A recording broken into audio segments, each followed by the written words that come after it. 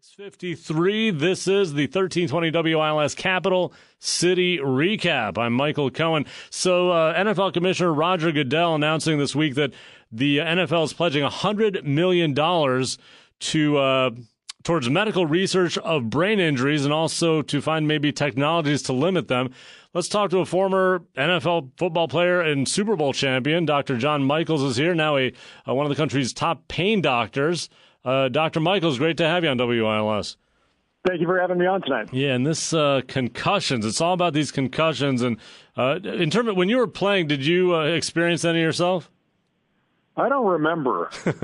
Okay. No, I'm just kidding. Right. I'm just joking. You know, I think the definition of what a concussion has changed over the years. We used to think that you had to be knocked unconscious for that to be determined to be a concussion. And now we've changed the definition to where even if you get your bell rung and you see stars, that is a concussive injury.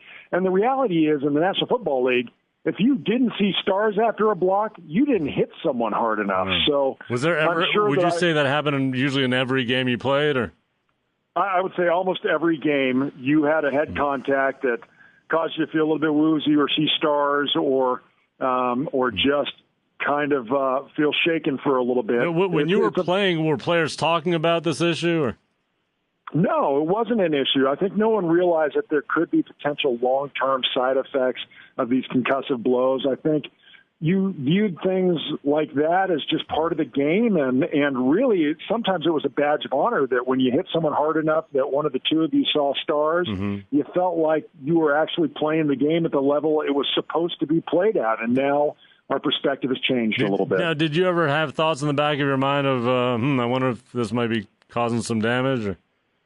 I think anybody who plays the game at that level is under no disillusionment that it isn't a dangerous game. We all know that we could get injured, whether that was a head injury or, in my case, it was a knee that ended my NFL career.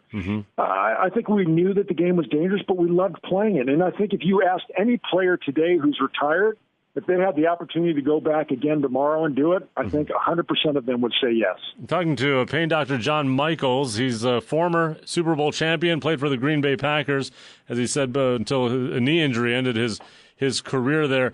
When you look at technology, do you think any kind of new helmet or new technology would dissipate the types of hits you were experiencing? To be honest with you, I think there'd probably be less concussions if we were wearing leather helmets again.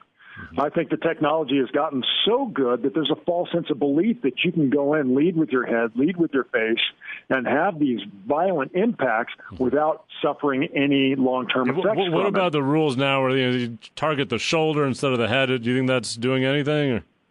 I do. I mean, I think it's a good move on the NFL's part to start to reevaluate some of the rules of the game, especially on defenseless wide receivers and quarterbacks, to limit the head-to-head contacts that are going on. You know, with running backs coming through holes and with linemen hitting linemen, that's tough to limit. I don't know that there's any rules that could really effectively limit that, but I think it's a great start to try to minimize some of the most severe impacts that we were seeing, especially on wide receivers coming across the middle. Do you feel there has been any long-term effects to your own head from playing in the NFL? You know what? After I retired from the National Football League, I went on to medical school and became a doctor. I'm double board certified as a physician. If there were, I'd hate to think of how smart I was before I started this.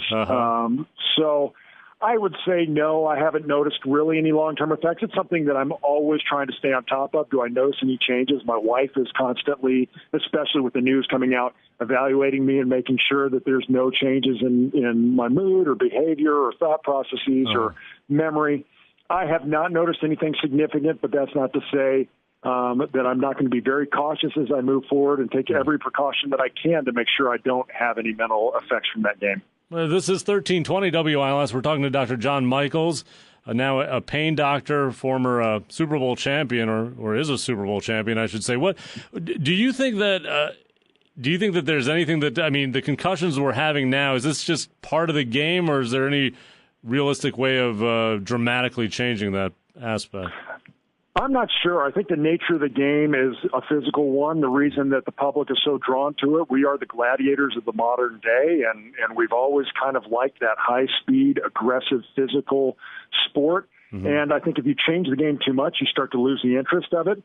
I think players have gotten bigger, faster, stronger. The way that we train now, the way that we eat and the nutrition and the way that we train has gotten these guys to become larger than life. Yeah. They are fast. They can jump through the roof.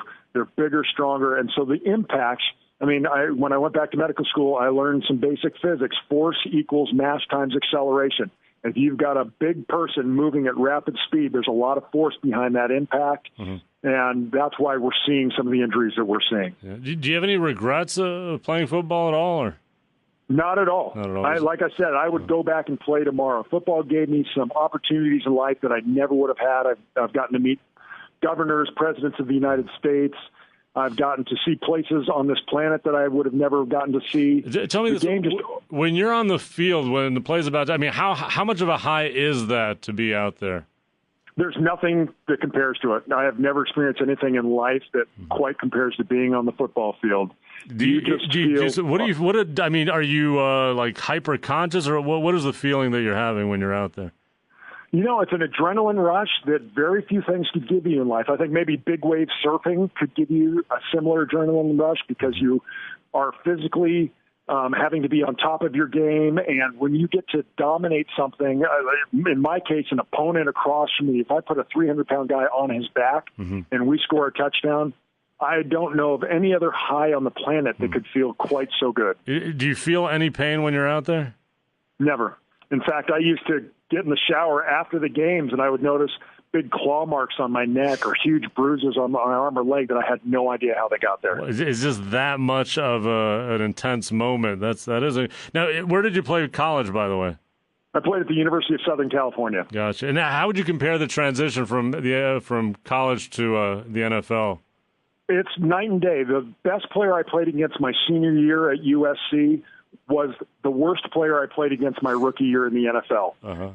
The talent level is just extraordinary each level that you go up. This is 1320 WILS Lansing. I'm trying to, because we watch the football on television. It's fun and exciting, but is there any connection you feel when you're watching it? Does it bring back memories at all, or? Absolutely. This time of year is very nostalgic. I miss the game. I smell fresh cut grass outside, and it makes me want to get back out onto the football field and start playing again. So I will always be connected to that game. It was my first love, my first passion, and I miss it almost every day. And one last thing, you're a doctor now. With what we know about concussions and the impact of these kinds of hits today, would you allow, let's say, your children to play this game? If they were as passionate about the game as I was, absolutely. I would never deny them the opportunity to play it. I would start them a little bit later. I don't think that 10-year-olds need to be hitting in full pads. I think let them play flag football, learn the fundamentals of the game. And then as they get older, you teach them the proper techniques in order to protect themselves. But the game just, again, gave me so many gifts in life that nothing else could have offered in the same way. I would never deny that from anybody else. Interesting. Well, you could have gone to medical school without playing football, right? I could have, but without the experiences that I had from the game. I've got a big rock on my hand from winning a Super Bowl, and how many people can say that? Do you wear that every day, your Super Bowl ring? You know what? I never wore it, and then I got so much grief from my patients because they all wanted to see it that I finally, just in the last couple of weeks, have started wearing it to the office every day so that my patients could see it. Let's say if you go to the supermarket, do you take it off at that point, or do you keep it on? Yeah, typically if I'm just out on my own, I'm not wearing my Super Bowl ring, but I wear it to the office now. You'd have strangers walking up to you wanting to take a closer look, I'm guessing.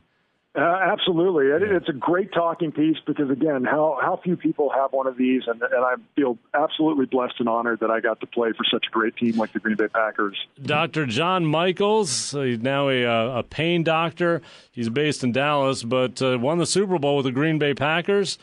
As we started the piece off, the NFL saying they're putting $100 million additional dollars into medical research, looking at concussions and also engineering advances. We'll see if anything can help. Dr. Michels, thanks.